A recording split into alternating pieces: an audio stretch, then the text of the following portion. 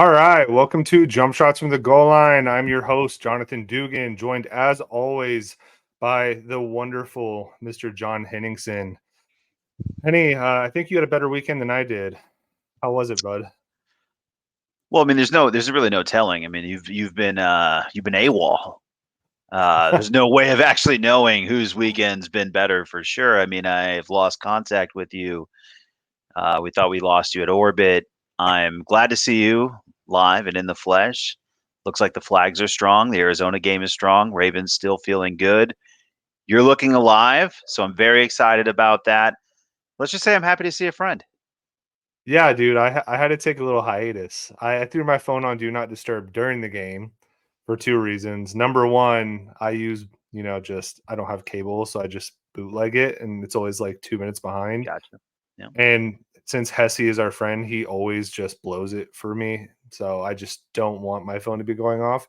Then the game wasn't going well. So I kept it on Do Not Disturb because, for obvious reasons, when your smart. team is losing, that's when all your homies are like, oh, wow, cool. Oh, you're Ravens, man. What's going on? Like, how the fuck do I know what's going on? I don't know. I'm not in the goddamn huddle. Um, then they lost, which we'll jump into. But I ignored three calls from my own father. Ignored a call from my sister. I ignored calls from my best friends. I ignored texts from you, from Hesse. I ignored texts from everybody. I mean, yeah, you stayed out of it. Yeah, just to be clear, Um, folks, I respect the sanctity of what this is. I mean, you might recall me coming on here after Chargers losses, immediately after a playoff devastating loss. You might recall me coming after other devastating circumstances. I'm respectful. I just left you guy alone. I merely pointed out Hesse's impeccable timing, which, by the way, he was unbelievable during your game.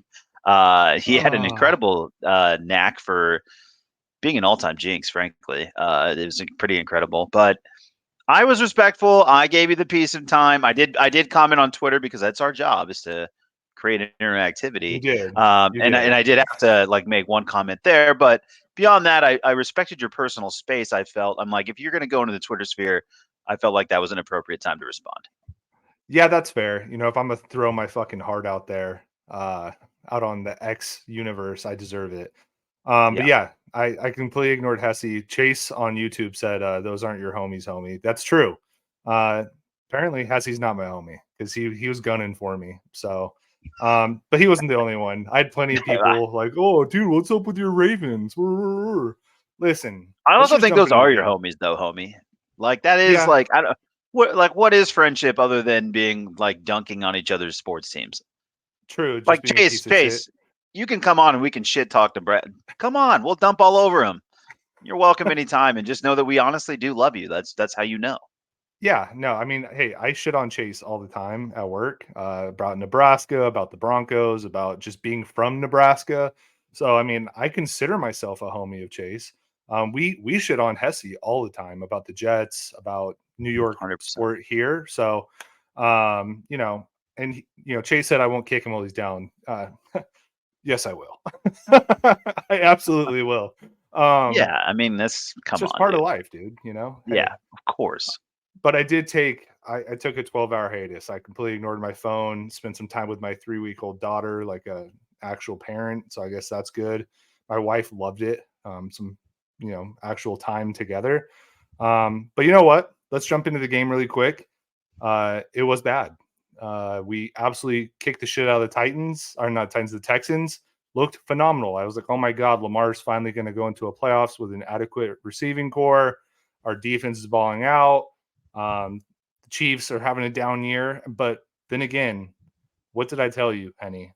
I told you in the middle of the season, I said the Chiefs don't look good, but we know what the fuck's going to happen. Yeah, They're gonna that's not surprising. they're gonna get to the playoffs and they're gonna turn into the fucking Chiefs. And guess what happened? They did. Yeah, they sure as shit did. I did think outside of the first half, the Ravens defense played well. I think second half Ravens defense made life a little bit harder on Mahomes. They got to him a couple times for the first time in apparently a year. They kept dropping that stat. Mhm. So that Which was is cool. crazy. Yeah, didn't really have a lot of help from like Marlon Humphrey. I think he played one series, which is crazy. He missed a whole fucking month. But the rest of the defense, played really, really well. The offense, though, did not. 6 rushing attempts the entire game. The Ravens, throughout the entire season, were the number 1 rushing offense in the league. Could not stop the run, right? Everybody could not stop the Ravens rushing. The only team that has been able to stop the Ravens rushing has been the Ravens. And we do this shit every year in the playoffs. Every year. Whether it's Greg Roman, now it's Todd Monken.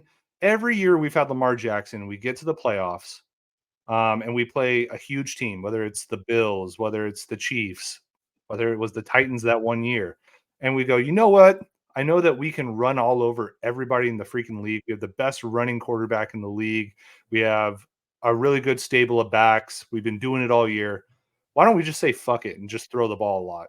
We're playing Mahomes. Let's play Mahomes ball. Let's just throw the ball a lot. And a lot of people are going to be very critical of Lamar Jackson. I think it's a little warranted this game. He did have some pretty bad spots there, whether it was throwing it to the flat like every fucking third down in the world. That's what Henny commented on on the Twitter, because I was just losing my mind. It just seemed like every time it was like 3rd and 6, we're just dumping it off to the back, and Lamar couldn't hit those apparently. To his credit, I will say the offensive line had a really bad game, I thought. He did not have a lot of time to throw. But again, too, when he did have time to throw, he wasn't really connecting like he has been all season. Look, I will stand on my freaking milk carton or whatever you want to call it, and I will yell to the void, Lamar Jackson is a good quarterback. He can throw the ball. Okay? The thing that sucked was my wife, who does not watch any football at all. Zero, zilch, nada. Doesn't want anything to do with football. Was watching the game with me. And you know what she kept saying? I think you guys are intimidated by the Chiefs. I think the moment's too big for the Ravens. I'm like, who the fuck? Who are you? Where did you come from? Like, are you Stephen A. Smith right now? Are you seriously commenting about is the moment too big for the Ravens? Dude, that was the tough part. God bless my wife. Love her to death. She finally watched the game with me. It was awesome. I wish she would watch all 17 games during the regular season, but that was hard to hear because at the end of the day, she was right.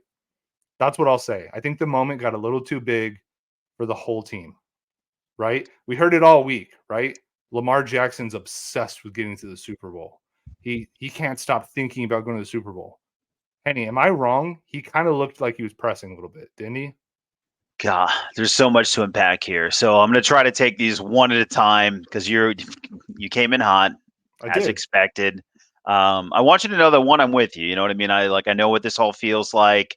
And so I'll take it one at a time. I mean, first example, case in point, my wife, commenting to me as and we'll get to this game in a minute. She's a Lions fan. She's from Detroit. Her whole family's a bunch of Lions fans. So she goes to the game last weekend. She's actually there in Detroit. So now, of course, she has the fever. But much like your wife, is not interested in football most of the year. Now Yeah. is telling me exactly how football works. Yeah. 100% invested and is like, look, you don't understand pressure. The Chargers haven't been here in a while. And I'm like, last year we were in the playoffs. Like, what are you talking about? You guys hadn't been in 30 years. Shut up. A Lions Just shut fan up. saying Yeah, this? Oh my God. calm down. I'm fully supportive of you and your family. I'm invested in the Lions. I'm fist pumping last weekend. I'm all in on it this weekend. My heart's in it, but I'm also appreciate that I've been doing this a little longer than you. Please, Yeah. please. So, ladies, please respect the process. Taylor Swifties, supportive wives, calm down. We're in it. We have scars that you'll never understand. Like her dad crying, right? These things are real emotions that we're all Did dealing he? with. That, oh man, when they won the week before, I think probably, and George, my apologies if I'm outing you. If you're listening and I'm outing you, my apologies. But I think just sincere, it's been that long and to have a playoff win for the Lions. Yes, tears. So, all of that aside, first checkpoint, wives, calm down. I mean, we appreciate you, but Yes. understand that we've been doing this for a while and I don't just show up and tell you how to get your manicure or your pedicure. I've Yep. never been, dude. I don't know. It's not my lane. It's true. Um, as we go through the other items, look, I've defended Lamar. I continue to defend Lamar. I really don't have any. I'm not even upset with the way he played. I do think the moment as you stated, I just to kind of like work backwards through this is it did feel it felt big for him. Yeah. For whatever reason. Like it felt like he was what I felt like in this, and I don't know if like you watch him more than me, so like I would, throw this to you, but I felt like he wanted to actually win this as a pocket passer.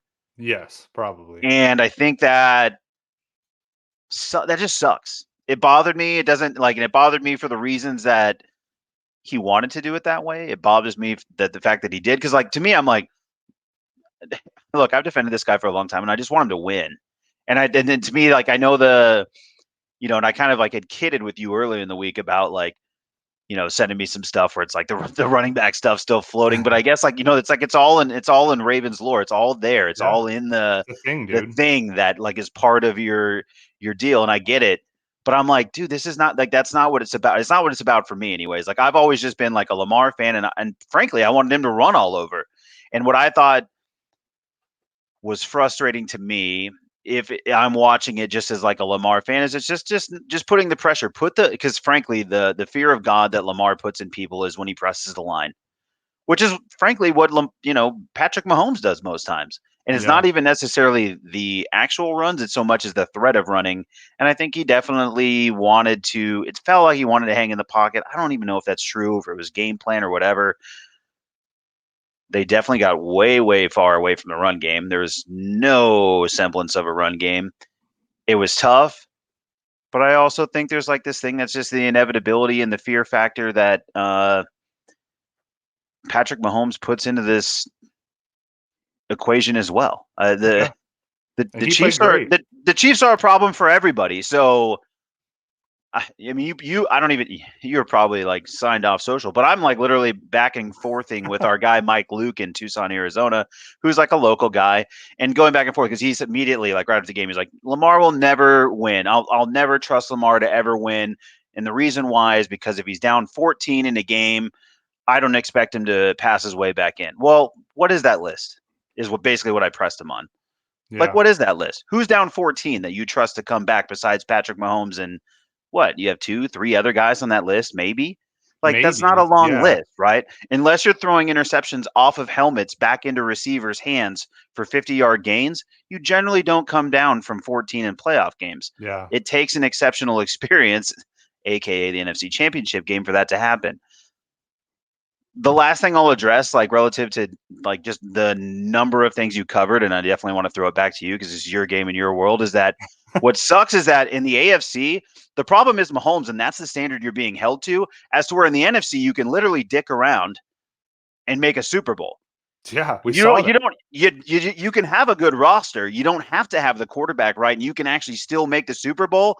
And the difference is in the AFC, the bar has been Brady for 15 to 20 years, and now it's been handed to Patrick Mahomes, and it sucks, dude. If you're an AFC fan, this is a really hard bar to reach, and so this is why I really went to bat for Lamar, and will continue to, because it's going to be the next guy, and the next guy, and the next guy who like, oh, I can't believe they got down 14 to the Chiefs and then couldn't come back. Guess what?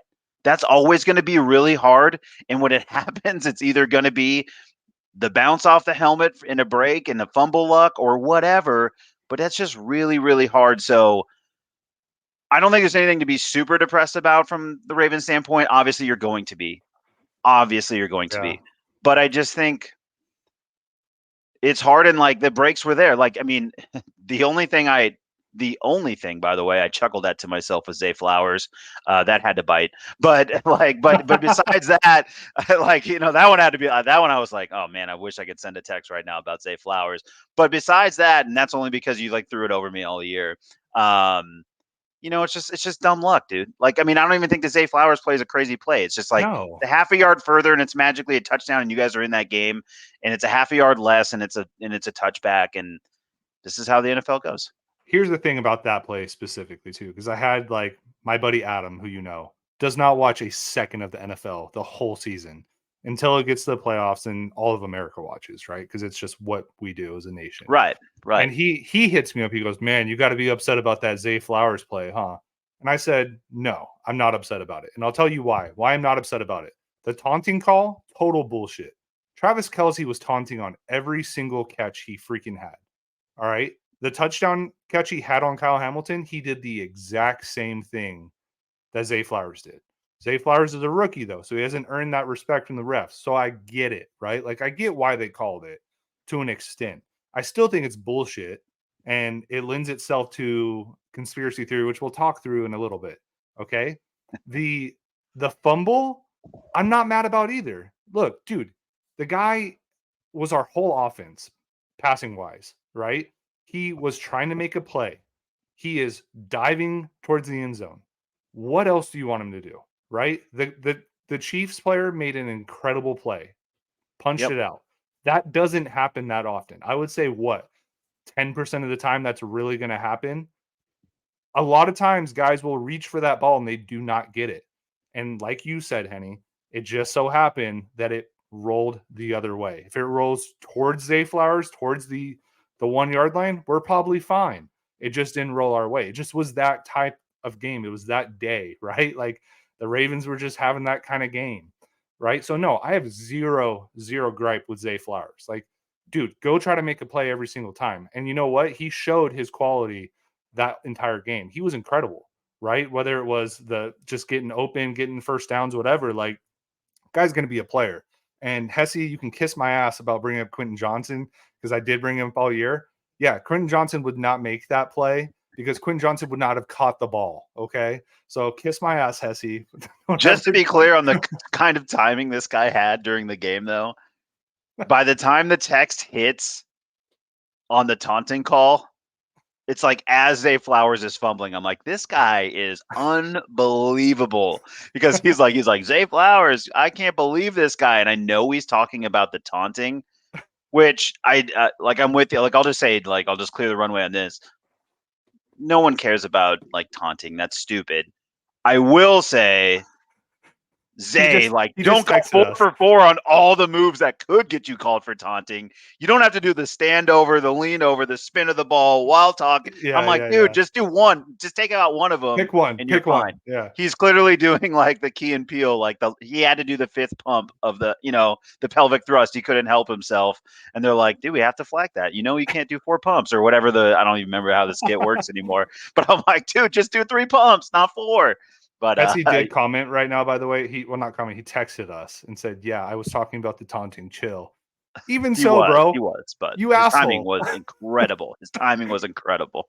That's what I'm saying. It was like literally, he really wasn't trying to be as bad as it was, but everything he said was like literally a jinx. It was incredible. It was just pure heaven. He's a Jets fan, so I mean, you got to imagine it's just like falling out of his sleeves. You know what I mean? He's like, I can't help but do all this magic to lose games. It's not his fault. I love you, man. You're one of my best friends, but like I hated you in that moment so hard.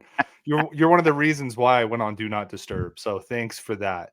The rest of the game, like really my only major beef is number one, like the interception in the end zone to Isaiah Likely. Homie's triple covered. Number one, I don't know why Likely was even calling for the ball. Like that doesn't make sense either. Yeah. And then when you look at the replay, Rashad Bateman's open, just flying down the field. Beckham is starting to get open. Then you have Justice Hill, who just, little dump off play. He would have gotten at least 15, 20 yards. We went for the kill shot, and it just backfired so bad. And that's where I truly feel like that's one of the truest plays of Lamar just pressing. I got to make a play. I got to make a play. This is my moment. This is my moment. You know what I mean? And dude, the reason why Brady is so great isn't because he makes these like highlight reel plays.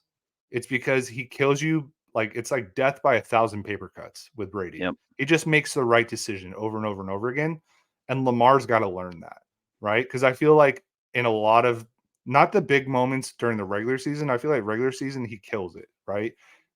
That's why he's on his way to his second MVP. But in the playoffs, historically, the reason why people are like, oh, Lamar Jackson chokes, blah, blah, blah, it's because I feel like he just tries to do too much. And this was a perfect example of that. And just the timing of his throws and everything was just off this game, right? He still was able to do some incredible things. That first touchdown to Zay Flowers, where he just shrugged the guy off like that, ran around and tossed it. That's Lamar. That's why the dude's getting the MVP. Like, he makes plays that legit maybe like two other guys in the league can make. Yeah. It's like No, that play was Mahomes and incredible. Josh Allen, right? Maybe you can even maybe throw Herbert in there. Herbert does that kind of crap Yeah, but too. it's not a big list. Whatever it is, yeah, it Yeah, isn't even. Yeah, it's legit like three or four guys, right? And Lamar just does it pretty consistently during the regular season, and he's grown as a passer. It's just he didn't show that this game. The thing that really hindered it though was the simple fact that 6 rushing attempts is just stupid. It is so dumb, especially when you have Gus Edwards, who literally went for 15 yards on his first rush and then never got another attempt. We signed Dalvin Cook from the Jets. Thanks, Hesse. And I don't think Dalvin Cook got one carry, right? It was the Justice Hill show who, to be fair, the carries he got, he looked pretty good. But then they just abandoned the run. And the thing about that is, then you're predictable. Now the Chiefs can just pin their ears back, go full force at you, and that's exactly what they did. The Charles Omenihu like strip sack fumble, that's all they did. They knew that they're going to throw the ball. Chris Jones had a huge day just pushing the pocket forward because he knew you're not going to run the ball. All I need to do is push this freaking guard in front of you, and it's going to cause havoc and cause you to run around, and then my edge rushers can come get you. Like, that's all it was. There, and the thing that blows my mind is how can we keep blaming the offensive coordinator, right? And you're going to laugh at this, and I know you're going to laugh at this because you know where I'm going with this. We saw it with Greg Roman, where we abandoned the run. We've seen it now with Todd Monken, where we abandoned the run in huge playoff games. All right, Greg Roman's gone. Todd Monken is brand new. Who is still here that all these things keep happening under?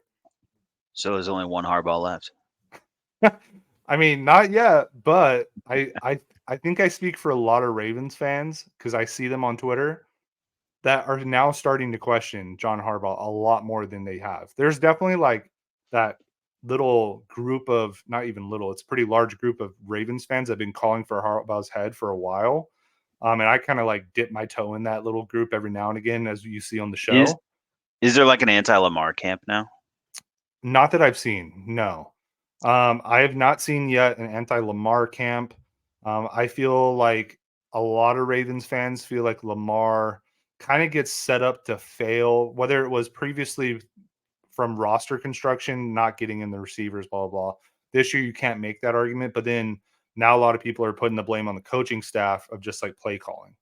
But part of that too, this is why it's such a conundrum because like one of the big reasons Lamar had a big year this year is because he was able to call his own plays at the line of scrimmage too. He was able to audible. He was able to change the play call, whatever. Well, Lamar could have done that a lot on Yeah. Sunday, and he didn't. And I think that lends itself to the theory of what you said is like maybe Lamar was kind of like chasing the glory a little bit. He wanted to prove, hey, I'm a pocket passer. I can do this.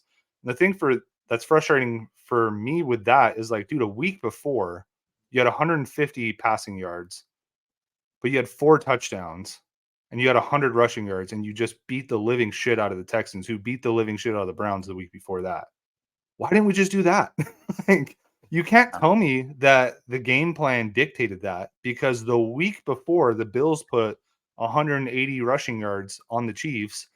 The Chiefs have one of the worst run defenses in the league. They have one of the best passing defenses in the league. So ultimately, it comes down to coaching, right? I mean, am I wrong in thinking that? I think it's just a trickier answer than that. I mean, that's the thing. I don't know. So I go back and forth because the part of me that is Camp Harbaugh is that the Chargers son, Jim Harbaugh. No, but the part of me that's Team Harbaugh is just like I like this idea of like foundational excellence, which is what you've had.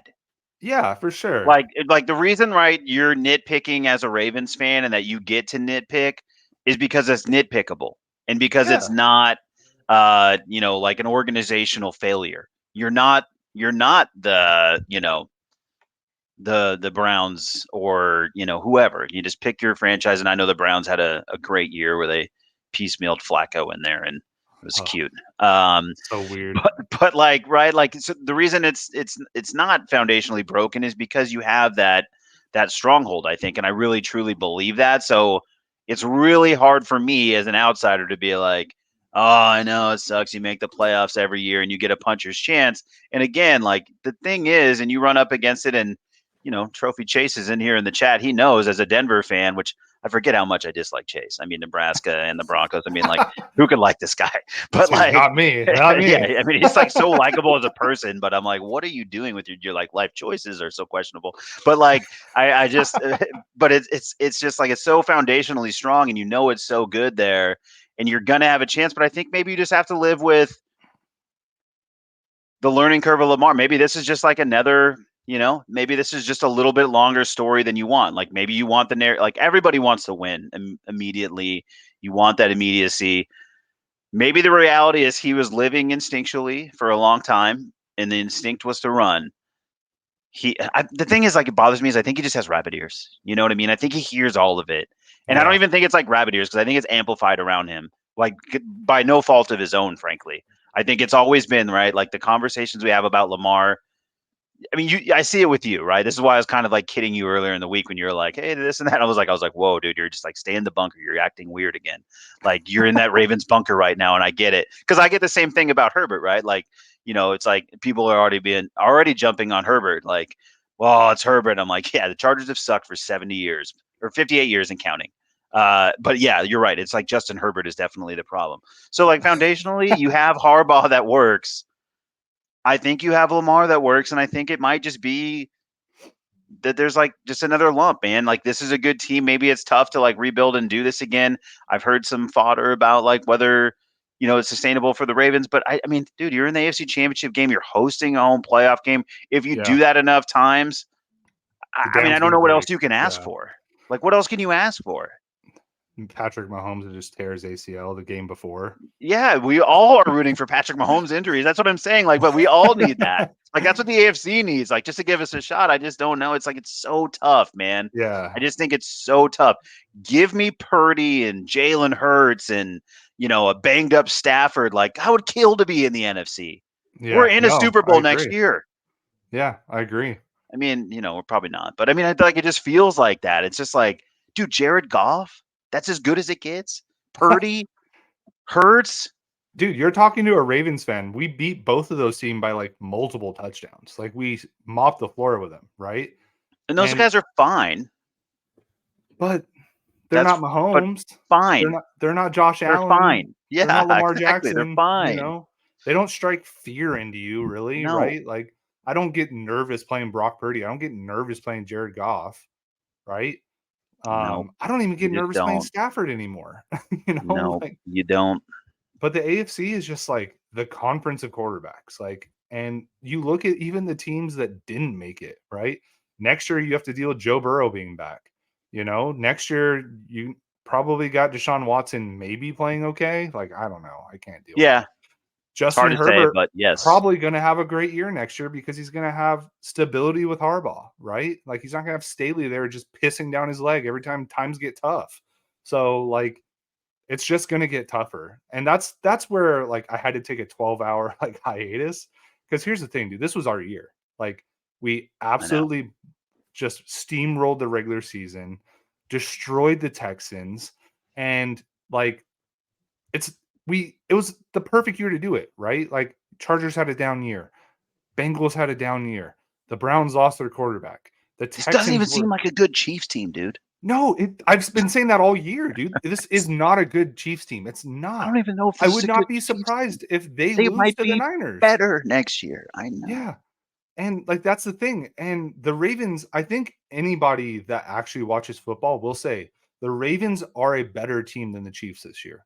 The Chiefs just are, I guess, more battle tested. They've been here like Yeah, 4 out of 6 years now. Like it's insane. So they just know how to do it, right? They have Hall of Fame guys like Kelsey's definitely a Hall of Famer. yeah. Freaking Chris Jones would be a Hall of Famer. Patrick Mahomes is already in the conversation of best of all time, even though He's it's already my goat. I mean, I don't even know what we're doing. yeah. I mean, it's gonna be tough to tackle Tom Brady, but like he's I know, in but the he's like conversation. on pace. Yes, very He's much very so. on schedule. Like that's Yeah, the problem. Like like he's he's definitely the annoyingly on second coming. schedule. Yeah, it's a little annoying that I can consider him like the blue line, and I'm like, yeah, it comes at 10:24. And He'll he's be here. 28. He's 28 Yeah, years old, dude. Like, what the fuck? Like we have 10 more years of this shit. You know what I mean? And you look at the Ravens roster construction, like they had a lot of guys overperforming on 1-year deals. You know, Jadeveon Clowney finally kind of coming to his potential. Had a great year, right? You have Kyle Van Noy, who did nothing for the Chargers, did nothing for the Patriots, did nothing for the Lions. Comes to us in week 3 and he has like 8 sacks. Like he's never going to do that again, especially at his age. Like I'm just being honest. I Yeah, I loved get him you. this year. He was fun to watch, but like he's never going to do that again, right? And then you have like an aging left tackle who can't stay on the field. You have Marlon Humphrey who can't stay on the field. You have Matty BK who's about to get fucking paid because he had 14 sacks this year. He's gone, right? Like there's a lot of guys that are going to be gone, and it's just like now you have Lamar in his contract, which like I'd still do that contract again and again and again and again because this team goes nowhere without him. But like, it's just going to be tougher to build around him now. It just is. And it's like, well, what the hell do we do? You know? I don't know. That's what was tough for me because I was just like, this if we were going to do it, this was going to be the year to do it. The NFC fucking sucks. We probably would have destroyed either one of those teams. I was already looking at not Super Bowl tickets because they're $8,000 a piece, but my brother lives in Vegas. I could have gone at least enjoyed the atmosphere, gone to the Yeah, casino and yeah. watched it. You know what I mean? Like I could have enjoyed that. But no, like now, like my wife asked me, she goes, "Babe, what are we gonna do for the Super Bowl?" She asked me at 5 minutes after the game, by the way. So again, babe, thanks for the timing.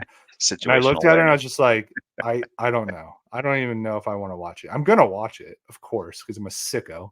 But like it completely deflated everything, you know? It just sucks. As I'm Yeah. gonna be watching that game, and I'm just gonna be like, I know we're better than both these teams. Like on a regular day, we are better than both of these teams.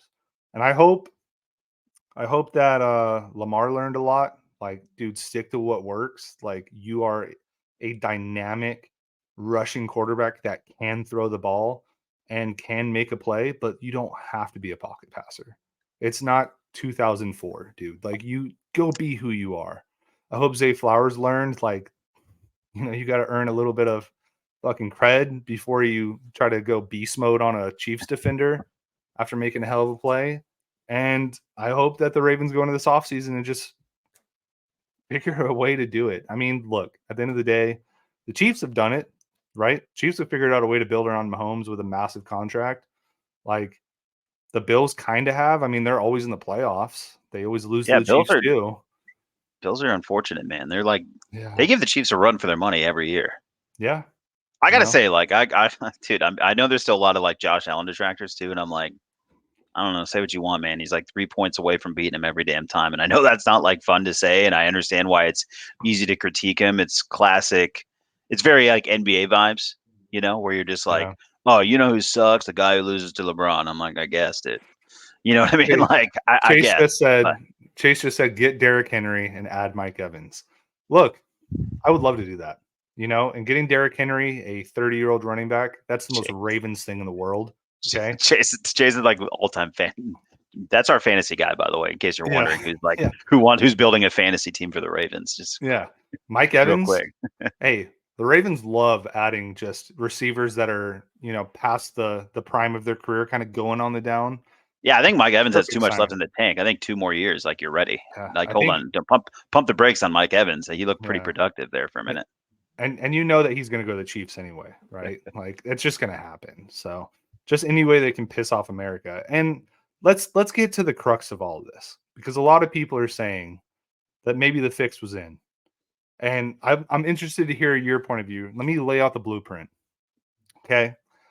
Because both games might have been affected by this, okay?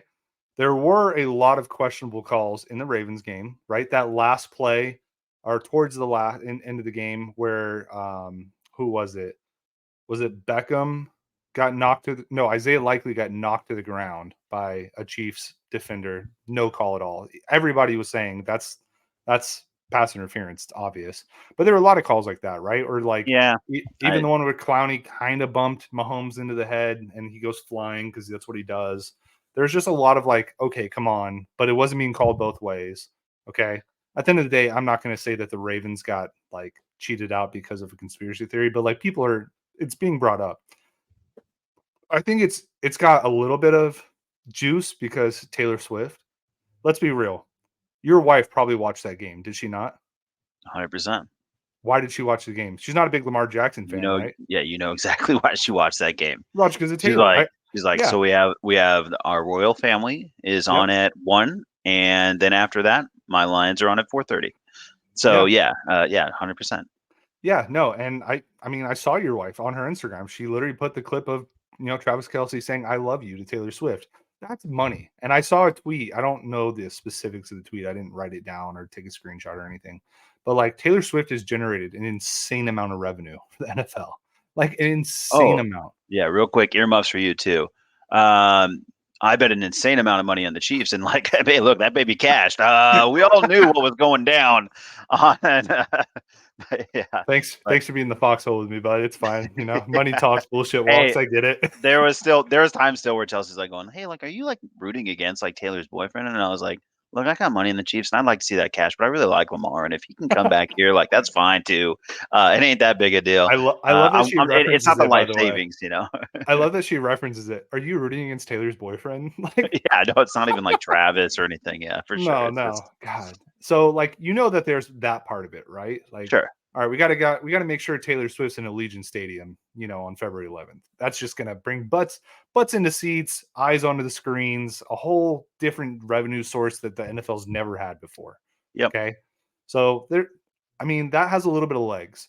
Then you look at the other game, the Lions and the Niners. Lions are up 24-7.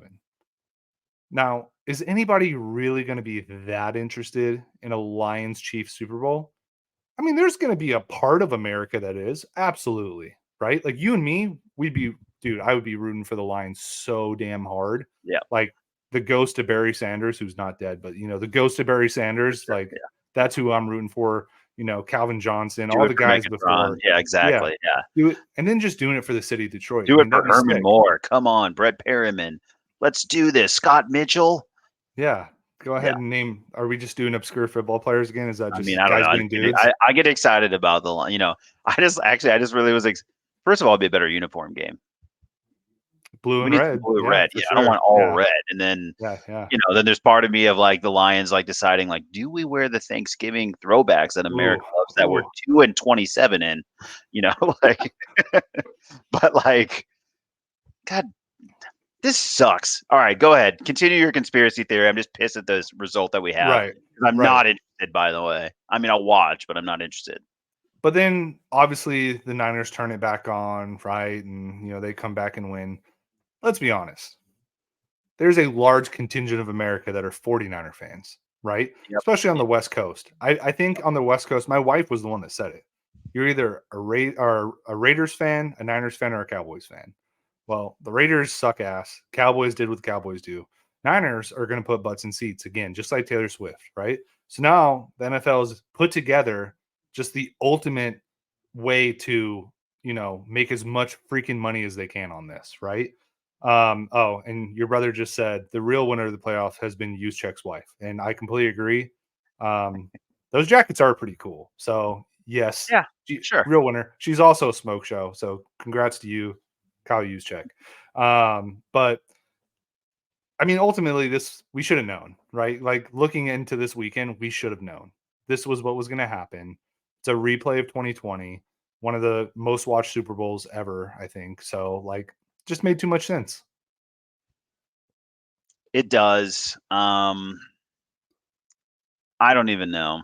I just know that this was everything that I thought it would be. This is. I mean, I will say I was riding Lions. I took a lot of Lions plus 7.5, which was a nice, comfy spot to be in. Also, to parlay some items, You and made some good money this it weekend, didn't was you? a good weekend from that perspective because, like, I felt like I knew what was going to happen to what you're saying. So that's not really counterintuitive to your conspiracy theory. I just thought football guy. I just know stuff. I know Yeah, things. yeah. Um, Big Brain but can we? John. But we should talk about the other game. We should at least Yeah, give some time to the other game. And I will just simply say this was tragic. it was. This was hard to watch. This was everything. I mean, God, I'm really with my in-laws, my family, my wife, and I'm like really trying to support it. The weekend before, I'm like absolutely fired up that the Lions won. I'm like into it, and I'm still pulling for them on Sunday. Don't get me wrong; it didn't change.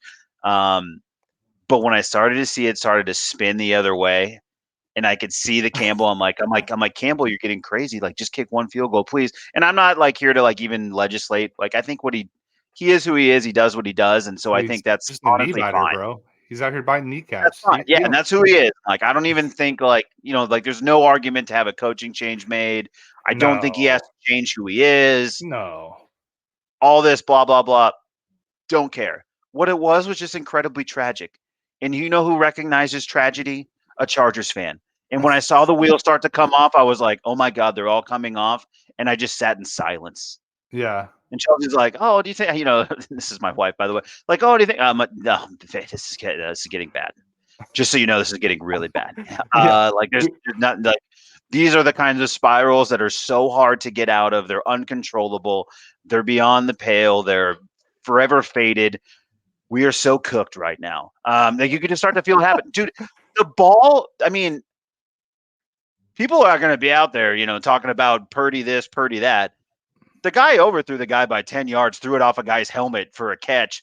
And then the guy immediately goes to the interview and is like, bro, a ladybug landed on my shoe today. And you're not going to believe this, but I just knew it was in the stars. And I'm like, this is like what it's like to be a Lions fan, a Chargers fan, a Browns fan, a Bills fan. Like, this is Cardinals our fan. life. Yeah. This is our life. And the one thing I'll say, in the total opposite of what I was talking about to sort of lead off in relating to your wife or my wife, was that she hurt for the first time. Ooh, She now knows the what it's. She pain. goes, this sucks. This hurts. And I was like, oh, welcome to it. Don't you love sports? Isn't Dude. this great? Come on in. Oh my God, what a miserable existence we live. But just painful. And I'm so sorry, Lions fans, because it just spiraled. Dude, it did. And they started so hot. Like, dude, Dominant. I didn't even start out watching the game because I was just in a miserable state of mind, as you can imagine. And I was just sulking, hanging out with my 3-week-old daughter. And I was just like, all right, let me just see what's going on in this game. And they're up 24-7. And I was just like, they're gonna fucking do it. Like, Oh they're yeah, gonna chicken noodle soup for the soul. Let's do this. Yeah. yeah, dude. Like, hey, I mean, if the Ravens can't go, at least the fucking Go Lions the are gonna do it. Let's Lions. go, Yeah. baby. Yeah. And of course, it just of course that's when I started paying attention to the game. I don't know Of about you, course. dude, Yeah. but I have like a real thing, like just a real sicko behavior where I'm like, okay, if I start talking about this game or if I acknowledge is it like its existence, something bad's gonna happen. And usually it does. And I know that has nothing to do with me. I know that's totally like main character syndrome, but like I that's don't what know. happened, bro. Like the moment I started giving any kind of energy towards a game I don't truly care about, it didn't go my way. I This is how bad I have main character syndrome, and I don't want to bring it back to me because that's just main character syndrome in itself in a nutshell. But like before the Ravens game, I was even thinking, I was like, do I put a bet on the Chiefs just to reverse jinx this Yeah, you got bitch? to reverse jinx it. I don't think that's just that just makes sense to me. Yeah, but then I also started having thoughts in my head. I'm like, well, I can't do that. Then I'm not a real fan. Like, I can't make money off of a heartbreak. People like Chase or Hesse would make fun of me for that. You can Can't do that. hedge your pain. Should have done it. You know what? Because main character syndrome. I'm telling you, bro. If I would have put a bet on the Chiefs, Ravens would have won by 3 touchdowns. I'm telling you right now. And if I would have put a bet on the Niners to come back, hey, I would have secured that dub there too. Would have been out some money, would have had to explain it to the wife. But you know what? Hey, we've done that before. So, we're well prepared for that. Now Chase is going to make fun of me for not placing that bet. So apparently I Yeah. just don't know Chase well enough. I think that was just a Hey, lose-lose for your remember what boy. Chase said? Those homies aren't your homies. The friends that do that. You know what I mean? Now Yeah. he's back in. Now I was like, we turned him around. Now he's become one of us. One of us. Yeah. So, I mean, if you guys have any skin in the game this, on the February 11th, if you're a Chiefs fan, if you like Patrick Mahomes, if you just really fucking love Taylor Swift, make sure you're placing bets on the 49ers. And if you just really get like your rocks off on off Brock Purdy, you're placing bets towards Taylor Swift to win that thing. Because then you're just reverse jinxing it. Don't pull a Dugan. Don't lead with your heart. Lead with your gambling brain. That's what we're trying to tell you. Yeah, you can either win in your heart or you can win in your wallet. Trying to do both is greedy. Don't do that. That's you're asking too much. Yeah. There's only so much that the fates will allow. You can either be happy in your heart or you can make a little cash. Those Yeah. are your choices.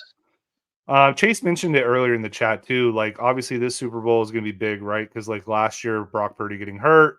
Um, the whole thing we would always make fun of Niner fans about is like, oh, ha ha ha, like you still wouldn't have won without Brock Purdy or with Brock Purdy. Well, now they kind of proved us wrong. Brock Purdy's out there.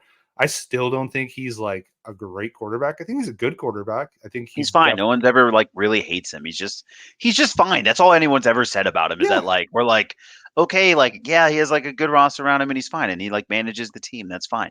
Jared Goff's fine. Like a lot of these guys are just fine and like they can win. It's fine. Now, do we think he is on like the Trent Dilfer type of fine, or is he more like Eli Manning kind of like fine? Because like I'm a firm believer. I don't think Eli Manning was like that great, right? Yeah, he wasn't that great. Yeah. So With the maybe, faces we made, if you're watching, it's better because we're like, great. It's very yeah. uncomfortable. Yeah. Like, do we feel like that's kind of the category he's in, and do we think he can pull it off? I think he can pull it off. I think there's enough talent around him. And I think but don't go down 14 again. Wrong team to do that. Yeah. This is not, the Chiefs are not the Lions. This isn't their first rodeo. Like No. that's just all I will say, right? You Battle saw how tested. painful it was for the Ravens to go down 14. It felt like 1,000. Yep. They were never even out of that game. Never. The Ravens were never out of that game, frankly. Like they No. really weren't. But I also text people at the end of the first quarter that this game is over. Yeah. So whatever that means, you know what I mean? So like you don't want to do that if you're Brock Purdy. This is not the team you want to be down to. Can they still do it? Sure. I don't know. Chase believes the conspiracy and the fix is in. This is all Niners all day, and it does feel like the league would love to have a Niners win. I'm sure that's like a good story. It's a win-win So for if the you're league, dude. yeah, so if you're a believer in that sort of thing, sure. But like but I don't know. I think he's look if he wins, it's going to be really hard to like poo-poo him too much. But at the same time, I don't know. I think he's okay. I just think he's okay. Yeah. Look, what I will continue to go back to, and actually, this is the argument I get into all the time, and this is a very roundabout way of getting to it.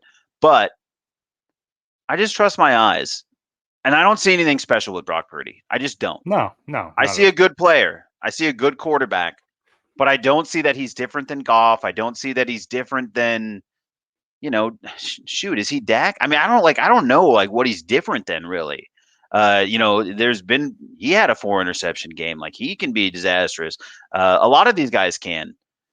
I see really like a league of like Patrick Mahomes, a couple of other guys, which like maybe you believe can come back because of their arm strength or something. But there's a bunch of game managers out there, man, that are like, Yeah. plus game managers at best, and you're Yeah. like, okay, I guess. Yeah. I would like to see Christian McCaffrey get a ring though. That'd be cool. He's awesome. Yeah. Debo's awesome. Kittle's awesome. Yeah. There's a bunch of dudes on that team that are really awesome. Yeah. I'm definitely rooting for the Niners, which sucks. I don't like that. I I'll Yeah, it's pretty tough. it's gross, It's like It's pretty tough, man. It's you pretty want to tough eat out shit here. or drink piss, like really, like which one's worse? I will say like urine sterile, and I think probably the Niners are too. So I guess I'll root for the Niners in that case. But yeah, that's really all I got before the Super Bowl. I don't know about you. Yeah, that's it. I mean, I will just say that just generally my stance on the league has always been like there are the Chargers and then there's 31 other teams I don't care about. And as soon as they win the Super Bowl, I write it in my journal like doesn't count, kind of whack Yeah. next year, and I've been doing it 58 years in a row. If my count's correct, but um, one of these years it's gonna be us. Well, before we move on from the NFL, though, let's talk about you really quick. We called it like I feel like 2 months ago that Jim Harbaugh was going to go to the Chargers. Yeah. He wins the So national championship with Michigan, and that led to all right, he's going to go ahead and go to the NFL again because he's about to get just absolutely fucked from college standpoint with sanctions. We were right. He did end up going to the Chargers. Now, how do you feel? ecstatic. Couldn't be happier. over the moon. Absolutely love the hire. I'm drinking milk. I've given up on chicken. I'm on the whole regiment, dude. I'm doing it all. Who's got it better than us? Nobody. I'm ready for all of it, man. Put it right into my veins. I'm super stoked about Harbaugh. We've needed an adult in the room for a long time. Someone Yeah. that holds the franchise accountable. It's exactly what I was talking to you about the other Harbaugh and like other conversations we've had about even whether it's like Tomlin who might be slipping out of his hands. Hey, it's been an incredible run. Whatever the case may be, I just think it makes a lot of sense to have someone at the top that everybody respects, everybody has to respond to, who sets the standard every single day. I'm thrilled, man. I'm stoked about it. I couldn't be happier. Painfully, of course, again, this is like for anybody of my in-laws that are listening to this, this is like the worst. It's like we stole your coach. The Lions lost. I'm sorry you're having to listen to all of this and like have me deliver the news. And you're like, hey, I just want to be supportive. But you're having to listen to all of this. But, you know, he won at Michigan. He did everything he was set to accomplish there. And I can't wait for him to come bring it to Los Angeles / San Diego. Ugh, gross. How many times do you think he slipped up like in We all do, man. his little media tour so far? Because I mean, he played for the Chargers when they were in San Diego. We all do. We should when we win the Super Bowl, we should take it to San Diego first. You think they'll do a parade in San Diego? No, but they should do that.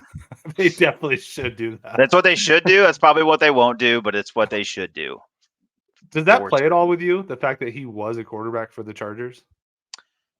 I mean, like that's like not the most important thing. It's nice that there's images of him being a Charger, and I think like it's great for social media. Yeah. How much it really matters, I don't know. Like if he went and took the Colts job from Irsay, you know, like whatever.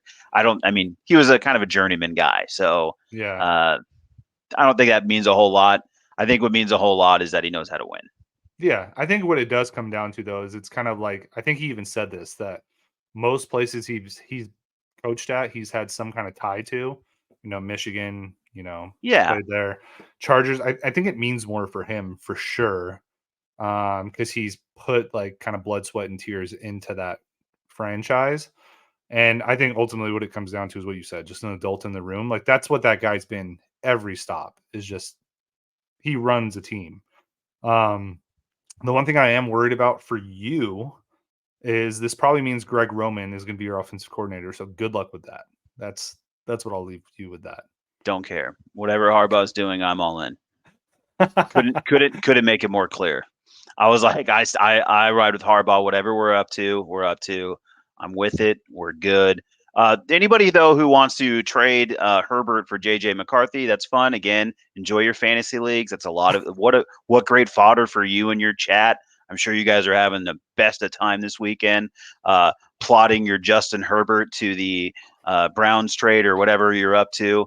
It's not going to happen. So Big just Cat thinks everybody chill out.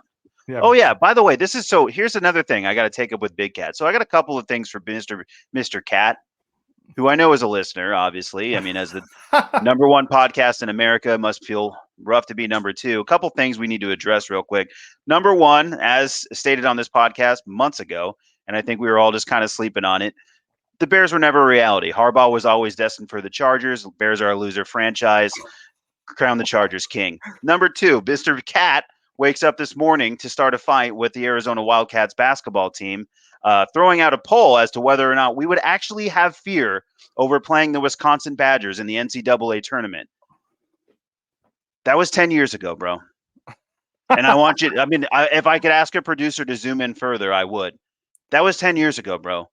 Frank Kaminsky ain't walking through that door. Sam Decker ain't walking through that door. Bo Ryan could be dead for all I know. I'm sure he still looks like a Badger. But ain't nobody afraid of you. You just came to McHale and you got slapped by 25-30. I can't even remember the score because it felt so damn good. I could taste all of it.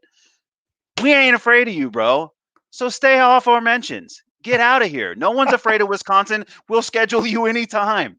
You had a nice little run. Congratulations. You beat us a couple of times. Do you think we live in fear of you now? Oh, and by the way, fuck Blattman too. Get out. And Blattman, you soft ass. Yeah. You kidding me? You cuck? Are you kidding me?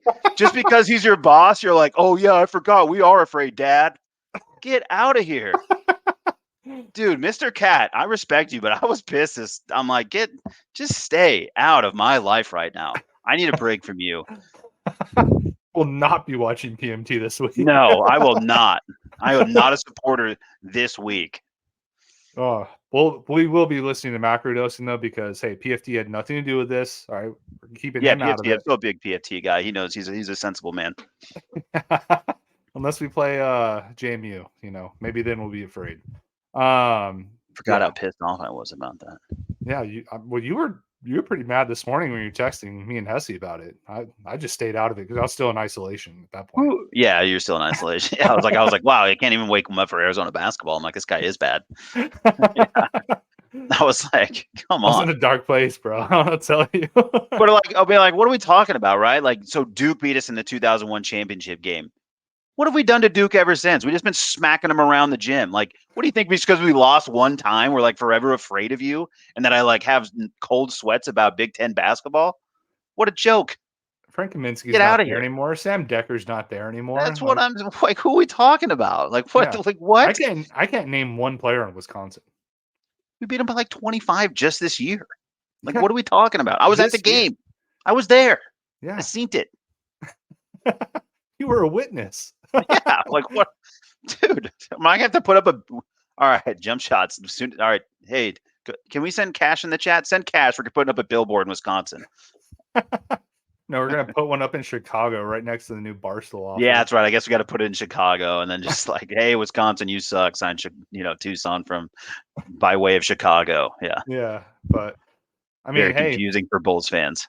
speaking of the Cats, though, it's been a interesting few weeks for both sports. We had Hunter on last week to talk about Jed Fish leaving and kind of went over all that stuff.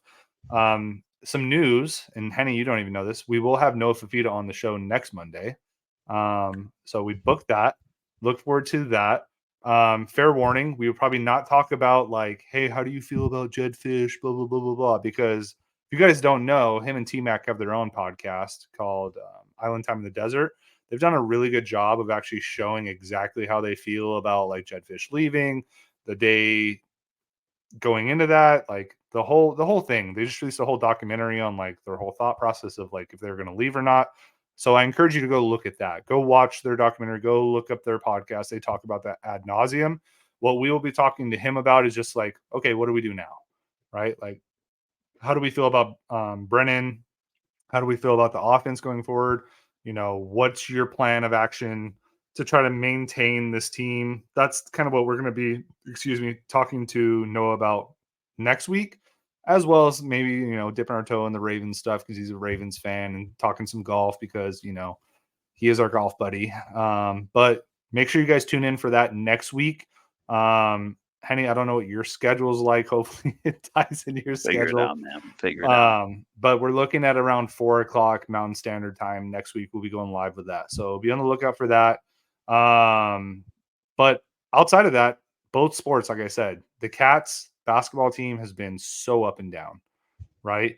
Whether it's beating USC, almost losing to UCLA, getting beat by Oregon State, which God fucking gouge my eyes out now with that game. And then beating Oregon, which we were supposed to lose that game. What have your thoughts been so far with the Cats lately, Henny? It's a deep one, but I mean, you want to talk just basketball, right? I mean, we'll talk football here in a minute. Yeah, I was like, we get there, okay, but just in terms of basketball, look, this has been tough. It's been a weird season. I will say, though, there's definitely been, hey, you've caught in a text where I'm like, dude, what are we doing? But I will say what I like about this squad and what I'm really holding on to is when the lights are the brightest, when the team's the biggest, when everybody says that they can't, they just go out and win. So it's been really interesting because they clearly are just having issues in terms of like rising up to half empty arenas, playing road games, whatever the case may be. And I really couldn't put a finger on it. I would say that, certainly I think it's interesting to see that the questions being raised about Tommy are probably questions I raised a long time ago. What's interesting though is that they now have the talent that like certainly in part that I think a lot of folks were asking for. And now Yep. it's like, well, can he motivate that talent? Like, it still kind of feels, and I think it's actually going to be a similar conversation around actually our football coach too. These feel like really just nice guys, like really Yeah. quality, nice guys. Which is And I think cool, what, but yeah, which dangerous. is great. I think it's like one of the best things in the world. And when like it's right and if it works, like what could be better than having a nice guy win? Yep. What's tough is if you go on like a losing streak and things start to go bad, and then on like the off, the antithesis of what you're seeing from these guys is that you're seeing Rick Pitino at a stand saying, "When I lose a game, I walk into a cold shower and think about killing myself." And that's the kind of example he sets for his team in terms of like losing, right? Now, Right. that might sound like crazy behavior. That might sound like, inappropriate language to you. That might sound like a lot of things. But what it does do is it sets a course for like what the standard is. And I think there is like a part of like sports fans or like just anybody who competed for a living in any walk of life that you do kind of like that edge. And so I think we're riding that balance. But what I will say about this team and what I really love about this team is they keep winning the big ones. Yeah. What I'm more worried about, honestly, is like them escaping that first and second round because they're not up for it. Because it feels like they can rise to the moment. And I like that the talent can rise to the moment. And I think that they have the horses to do it. Sorry to compare these kids to horses. I don't know. Is that a thing? Seems No, weird. I think But you're like, fine. You're but fine. like, you know what I'm saying? Like, when we have all of this and like it's there and it feels right. And so, like, I don't know. I'm trying not to ride the waves of this too much. I'm certainly not afraid of Wisconsin. Go ahead and put them in our bracket. Please check that box. But in terms of like just how this team's performed, it's been disappointing at times. But I will say that they keep getting up for the big games. And if they keep answering the bell when it matters the most, then I think that's probably what I would ask more than anything. Yeah. I think my only concern is like with Tommy. I think a big thing what I've noticed and a lot of people have noticed is like just the in-game adjustment stuff. Is like when shit starts hitting the fan, he doesn't do a whole lot to change it. Right? When like Boswell like cannot make a basket, he keeps him on the floor. When Umar Ballo's having a tough game, he just keeps him on the floor. And like that's a little concerning, but it might be too because we're still like I'm not the early part of the season, it's January, so we're like the middle part.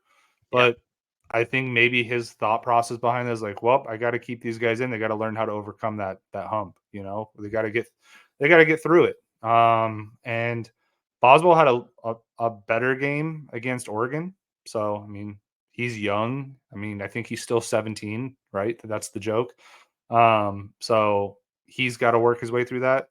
And Ballo is Ballo.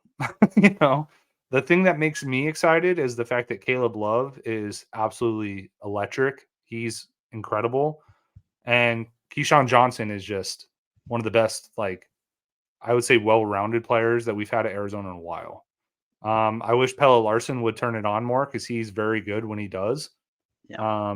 But overall, I think we're fine. It's very frustrating to sit there and watch us lose to a team like Oregon State. But then it is hilarious that Oregon State the next game absolutely destroys ASU Hmm. also in Corvallis. That's definitely So hilarious. No doubt yeah. that's hilarious. But I don't know. It's a long season, bro. Got a lot of game left. And as long as we get in the tournament, that's all that matters. That's where I'm at. And what my complaint over the last couple of years is I just didn't like the high end, and I thought he needed to recruit better. And I think there's way better athletes in the gym. Yeah. So the ceiling is just innately higher because there's better players on the court. So I believe in this team despite the frustration. The thing is, the losses just hurt more because you expect more. Yep. And this always goes back to the conversation I've always had about Arizona basketball that I just always expect the absolute greatest, which is why I don't ever wake up in fear of any other team in America, frankly. No Right. one strikes fear into me. This is Arizona basketball. The only thing that strikes fear into Arizona basketball is Arizona basketball. So like as Right. long as they do what they're supposed to do, like I feel good. And like ultimately I just think it's a higher end and we still have a ways to go, as you mentioned. So I don't think there's any reason to panic here. Sure, it's frustrating.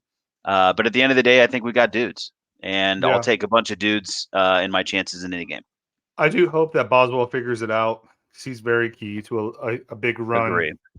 And I just hope a few of the other guys kind of turn it on. And ultimately, I hope just Arizona takes these like lesser teams, quote unquote, just a little bit more serious, right? Because I think that's been a big thing is just these slow starts too have been kind of haunting them. They go into these kind of lower rated games and they just kind of seem laissez-faire, like they just don't give a shit, and then it kind of bites them in the ass. We saw that with UCLA. We ended up winning that game, but like they did not give a fuck about that game until they had to, which Yeah. I'm glad they did, because then we got a Mick Cronin meltdown, and those are always just the absolute best. Yeah, which, by the way, later loser. I cannot wait to never see UCLA again. What a loser. That guy sucks. Like, I I mean, mean, he's gonna get canned anyway, right? yeah, that guy sucks. Like, I mean, that, like, talk about. So this is when you're like, man, you know what? I'll take Tommy Lloyd all day. That guy's a loser. Like, there's no way I want to be any part of like a Mick Cronin program. Like, No. what a loser. Yeah. Just absolutely buries his own players, which is so gross. Yeah, he's like, there's nothing likable about that guy. He's really Hmm. like a monster, man. I mean, he's so unlikable. Yeah, exactly. Let's move on to football really quick. Yep. Obviously, like I said, Noah's going to be on the show next week, so we'll dive a little bit deeper. And then we had Hunter on, like I said, but just overall, just two guys that watch the Cats a lot. Like, what are your overall impressions so far, Coach Brennan?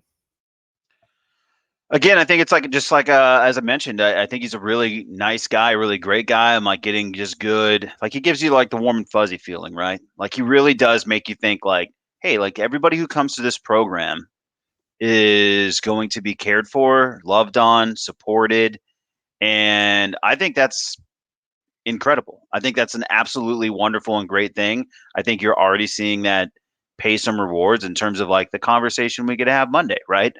There's guys that are here for that type of vibe, that type of environment. And I think at a place like Arizona, like breeding that type of culture is a more sensible play than trying Mhm. to play the cash game, which can be like finite, right? Like that can run out, that can come and go. The Mhm. ebbs and flows of a town the size of Tucson, it might not be able to compete with LA, blah blah blah blah blah blah blah. Right? We know the story. Yeah. Um, so I like it. I think there's challenges that come with it. I think it's like an adjustment from what we just came from because I think it sounds like I think they were like trying to like help fish out in terms of like pushing money through the program and like giving a lot of support there. I think that's going to continue as long as like people continue to be believers. I love that the way the boosters have stepped up, the way the community stepped up, the way everybody's rallying around this. And I think it's all led by like, hey, the guy we get to talk to and many others among that crew, the Yeah. family members and everyone around them who's continued to push that. And like, man, hell, I'm super excited to get to talk to them about those things. Uh, Dude, it's a beautiful thing. It shouldn't be surprised. Like, I don't know, man. It's probably not surprising to you in terms of the fiber of person that we felt like we've been talking to and some of the connective tissue that all stems from that, right? Yeah. So I'm excited about it. Of course, I'm cautiously optimistic. I'm cautiously optimistic about all things Arizona football. That's just like what this is. Mhm. Um, but I'm excited, man. Like I don't think there's anything reason not to be excited. And I'm in more than just saying I would say excited. I'm as in as I could possibly be. Yeah. I agree. I'm kind of glad they didn't go ahead and hire Nansen. I think that was like a weird power play by like a lot of the guys on the team, where I'm It's like, tricky. that guy left the team already, like on his own, like, choice. I don't know why they were like slamming the table so hard to bring him back. And especially with like kind of his checkered past and like all that kind of stuff. I think he did a phenomenal job at Arizona. But that was weird. Um, Brennan was like a finalist with Fish the first time and then lost out. So I was already pretty familiar with him. And then Yeah. his brother played at Arizona. His wife's an alumni. He was a GA under Dick Tomey. I mean, the guy, you know, huge roots in Tucson. Like the guy wants this job. As much as like Jed Fish said that he wanted this job, which I think at the beginning he did. Like I think I mean, dude, he put in a lot of work. Like as much shit as people will talk about Jed Fish, like he turned the program around. He did what he Yeah. said he was going to do. I don't have a whole lot of bad blood with him, except that he keeps taking our players and he kind of lied to the boosters 12 hours beforehand, which I said to Hunter, and whatever, it is what it is. Yeah. Um, but this guy wants the job. He wants to be in Tucson. He wants to put down roots. Like he was at San Jose State for like 14 years. Like this is a play that you can run for a long time, right? Which I think that's good. That's what Arizona needs. Like you said, dude, like we've kind of struck out with, your flashy hires, right? Your Kevin Sumlins, your Rich Rods, your whatever, right? Like we don't do well with those guys because, like you said, dude, Tucson's not in LA. It's not a Seattle. It's not a whatever. It's going to be tough to keep those guys long term. And it's like, well, why even hire them in the first place if you can't have long term stable success? Whereas Coach Brennan, like, dude, he made San Jose State like an actual power in Mountain West, which is very tough because they have no money. Like you said too, like the boosters were starting to put a lot more money towards Fish. From what I understand, is they're putting even more money into Brennan because they like the guy and they trust the guy. We've already seen it with Humberto Lopez, right? Like we see that he dropped the bag and kept Noah Fafita and T Mac here, which that's Noah will tell you, like, that's not why he stayed. You know, it's not the money, it's because he loves the university, he loves the city. But that helps. It Yeah. certainly helps. And he's done that with a few other guys too. So that's dope. The only concern I have really is like coming from San Jose State, playing in the Mountain West. You've never really played in a conference like the Big 12, neither is Arizona.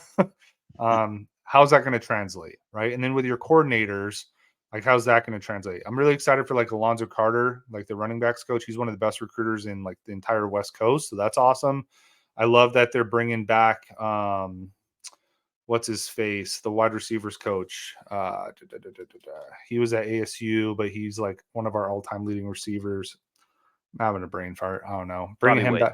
Bobby Wade, thank you. That's super cool. And I think he has like insane connections in the Phoenix area, which is awesome. Chip Viney, the defensive backs coach, is like very well regarded. Then bringing back, Dwayne Aquina, just an absolute madman for defensive coordinator. Again, huge U of A ties. And the biggest thing too is like all these guys recruit polys really well, like, which is awesome. That's what Arizona's lifeblood was during Dick Tomey's reign. It's literally what our lifeblood is for this team. Like, look at our team right 100%. now, dude.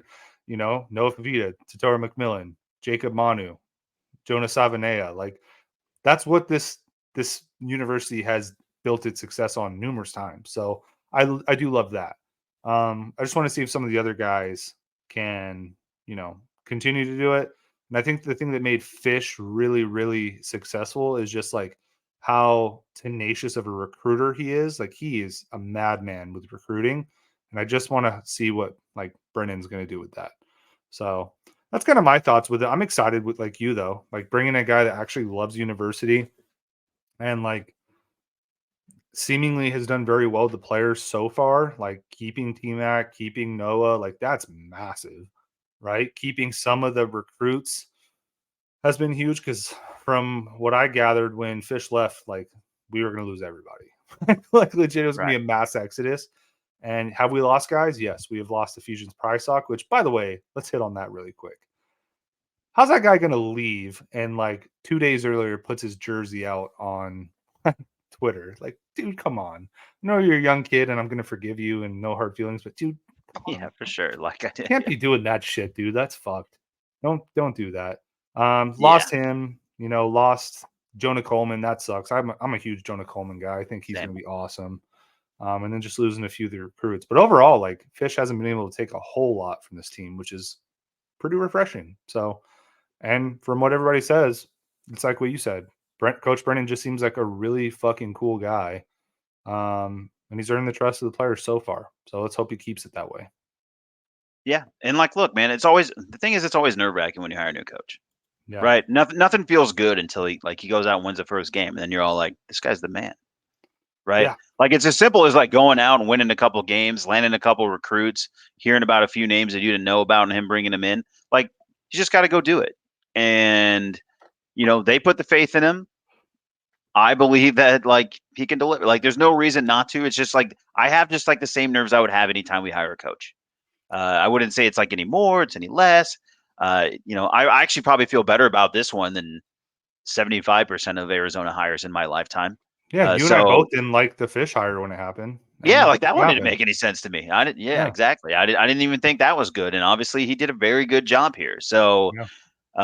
we're not in the position we're in without Jed Fish. So, like, all the drama aside, he helped put this program back on the map. So, Yeah, I mean, I'm just gonna wait and see. I got to wait and see approach, but like in terms of just getting a head start, he's returning a bunch of core guys. Yep. He's got a really good roster.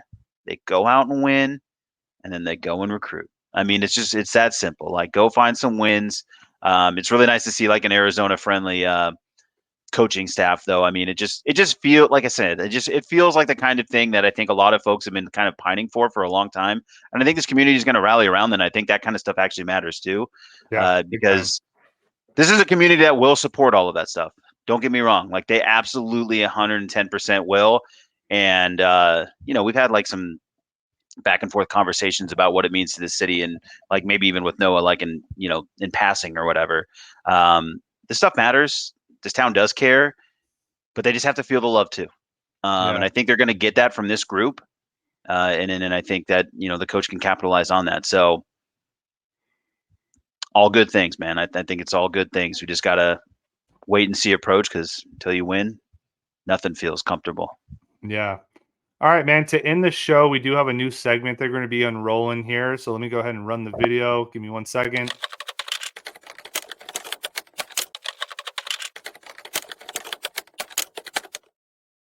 Yes. So as you guys have seen in the past, your boy, I'm on the message boards. All right. I'm on that bad boy. I'm seeing all the rumors. I see all the drama, and it's not always just drama on the field. All right. Sometimes some pretty good content is on those message boards. So to roll this segment out, I have a couple things I'm gonna bring to light that I found on the message boards. All right. The first one, and they're both Arizona related, so it's nice that we're coming off, talking about Arizona sports. The first one was, I don't know if you caught this, Henny, but we hadn't hired our offensive coordinator yet, who, by the way, is now Dino Babers, which I like to hire. I think it's going to be good. Huge U of A connections. Did really well at Syracuse. But there was a quick little moment there where Nick Rolovich's name was being rolled out. Yes, the former Washington State coach who just refused to get the COVID vaccine. As you know, I'm definitely on the U of A message boards, and that room lit that motherfucker up.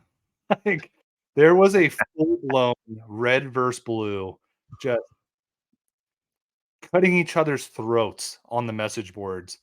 It was nasty, and it was, like, 3 different threads, and it would be, like, a thread about, like, nothing related to that, and then somebody would bring up the Rolo rumor again, and it would just it got so bad that Jason Shearer had to literally lock the thread and be like, "Alright, time out. Go to your rooms. We're not doing this anymore." So, like, that was hilarious, and I only wish I like the Dino Babers hire, but god, Rolovich being hired would have been just money for message board, like, rumors. The other one I wanted to bring up, and I'm glad we talked about Arizona basketball, because this is one that I found extremely hilarious. Alright? Somebody put a thread, and it's just titled "Penetration." Okay? Yep. Guys thought, "Hey, I'm just gonna go ahead and say penetration." He put, "Guys driving the ball inside was a major difference maker tonight. Key to deep march runs are guards that can penetrate. Drive and score a layup, drive and pull up floater, drive and dish out for three. We got several backdoor looks tonight, all set up by a guard driving the ball inside." I agree with that, right? Penetration's extremely important. Take It's it from a guy key. who just had a kid. All right. Penetration's extremely important. And in pure message board fashion, there were gifs of trains just going into tunnels, just full blown. Somebody put, "It's always about the penetration." Somebody put, "We all know what penetration is." And then somebody put, "I like penetration." And then another one put, "You're a girl." That's all they put was, "You're a girl." So if you guys aren't familiar with message boards, go ahead and go sign up for one. I'm telling you right now, they're extremely fun. This is going to be a segment I'm going to be rolling out week over week. It can be about basketball, it can be about football. I'm going to be going all over. I looked at the SEC today, looked at Alabama's, I looked at the Big 12s, I looked at the Big 10s. So I'll be bringing some fire. Henny, do you have any thoughts on either one of those? I mean, I guess I'm pro penetration Yeah, generally, generally. just as a stance. Haven't decided how I'm going to vote yet, but I probably should dive into that Rolovich. So it sounds like that could be really That could be like really poignant to any decisions that I make, depending year. Given that we are upon an election year, probably important to dig in there. I mean, folks. I mean, honestly, if you hadn't really thought about it, like you probably get most of your best information from message boards, right, Paul? So, Yeah, I was gonna say if uh, you have listened to the Paul Feinbaum show, this is yeah, just the written form. yeah, exactly. And it's my experience that those people are the best writers. So get in It was there. great. Yeah. So be on the lookout for that recurring segment. We're trying to do more segments. So if you guys have any ideas of like stuff that you want Yeah, us to throw cover or them anything at like us. that, please throw it in our DMs. Text Henny, text me. Hit us up on Twitter, Instagram, TikTok, whatever. We're out here. Please let us know. But outside of that, dude, I think we covered it pretty well, right? And I mean, the Suns are doing kind of their thing. They put six together, then they lost one, and then they beat the Heat tonight. So We I can don't jump into that next week. We'll have an off week in the know. NFL, and it'll just Yeah, all be about our royalty, and then we can dive into that. And we gave the people an hour and 20 minutes. This is what they wanted. yeah, absolutely. Cool. So hey, if you want to hit us up in our DMs, you got to follow us first, right? Follow us on Twitter/X, Facebook, TikTok, Instagram, where you might be watching this. YouTube. Click that subscribe button. Make sure that you're tuning in week over week. Yes, we're going to be back to doing this week over week. We're doing it Mondays for now. That's subject to change. We might go back to Sundays when I am not on paternity leave. So this is just the easiest way to do it. But also, hey, make sure you're hitting that subscribe button on Spotify, Apple, whatever it is, right? And then don't forget too, like it's almost springtime, right? I mean, it's January. It's still pretty cold, maybe in some other places you're listening. But what I will tell you is those golf courses are still open, and they're playing probably pretty well right now, especially out here in Arizona.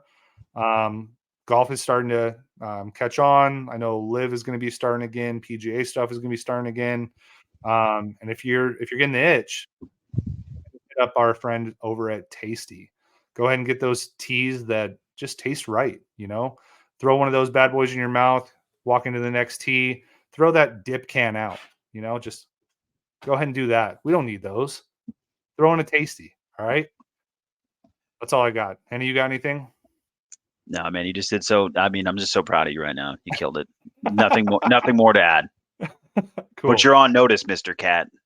Yeah, you are definitely on notice, Dan Katz. Well, with that, guys, we'll talk to you later. Be on the lookout for that No Fafita interview. We'll be live next week, Monday, 4 p.m. Mountain Standard Time. If you want to hear about everything that went down, what's going to be going down going forward, tune in. We'll talk to you later. Bye.